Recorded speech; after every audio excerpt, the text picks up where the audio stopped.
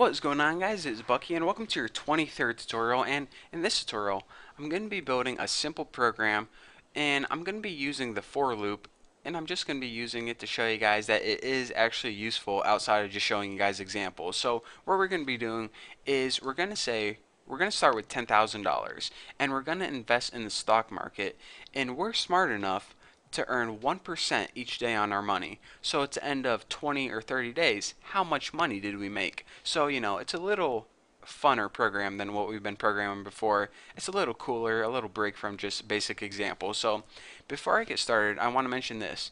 In our formula for calculating interest rate, we need to use a function called power, and that's included in the CMath library. So make sure you include this before you get started in this tutorial.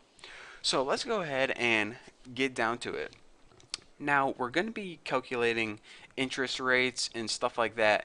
So we're going to be needing to work with decimal points like 0.01, 0.02 for 2%.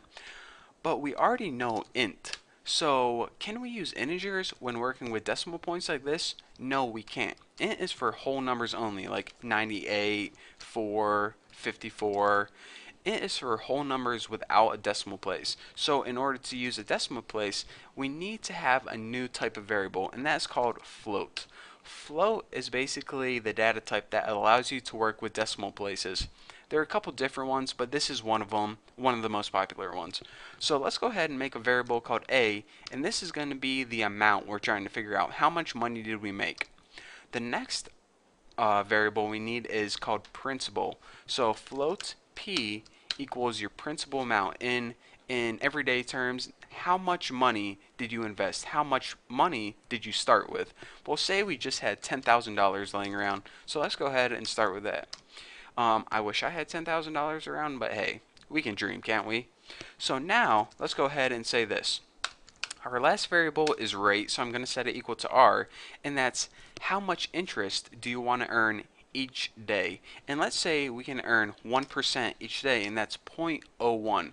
If you had 2%, it would be 0.02. Make sure not to put 2 or 1 for this. You need 0.01, or else it's not going to work. So let's go ahead and use the for loop to run through each day.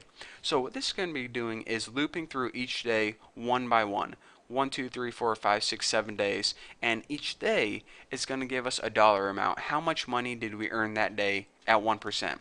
So of course the for loop is going to loop through days. Let's go ahead and make a variable called day, int day, and we'll start at day 1, obviously, and the next parameter it needs is how long do you want to invest your money for. So let's say 20 days. So day is less than or equal to 20 days. And of course day plus plus, because one day at a time. We're not skipping any days and we're not taking any vacation time here. So now the formula for interest rate is this. The amount of money that you earned is equal to the principal amount times, and in parentheses put this, actually no, not yet, the principal amount times the power, and this is where you put parentheses, 1 plus the rate, and this is would be, let me go ahead and type this out. I can't talk and tell you guys financial formulas at the same time. The formula for calculating interest rate is this. The amount of money you're going to make is equal to your principal investment times 1 plus rate, and the rate would be 0.01 in this case, to the day exponent. So it would be like 1%, 1.01% to the 20th power. So I mean, it's a weird formula, but that's how you calculate it. Just trust me, it works. So anyways, now what we have to do is just print out on the screen how much money we're going to make. So let's give it a nice little print thing. Let's go ahead and print the day first.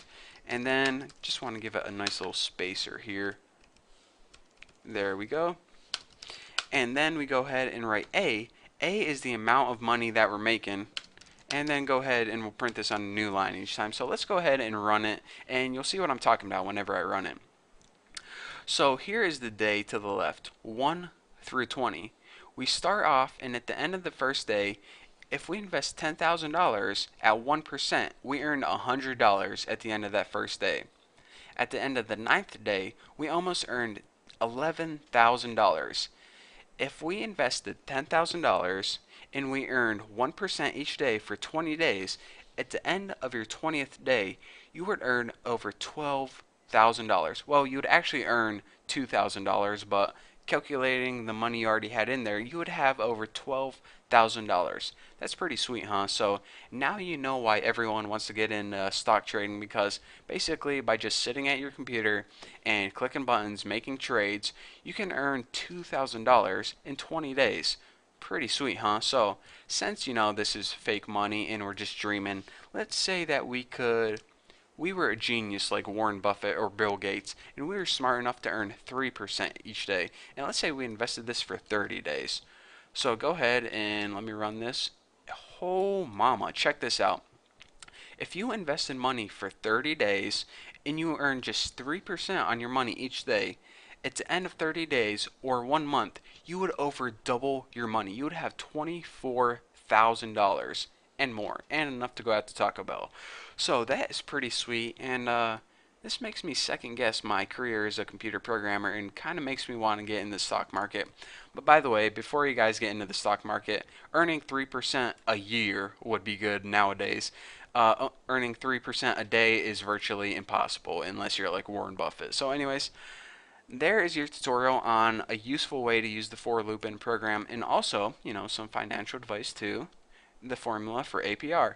So there you go, and I hope you guys learned at least something from this tutorial, and hopefully I didn't get you addicted to the stock market, because hey, we got more C++ to learn, guys. So thank you guys for watching. Don't forget to subscribe, and yeah, I'll see you guys later.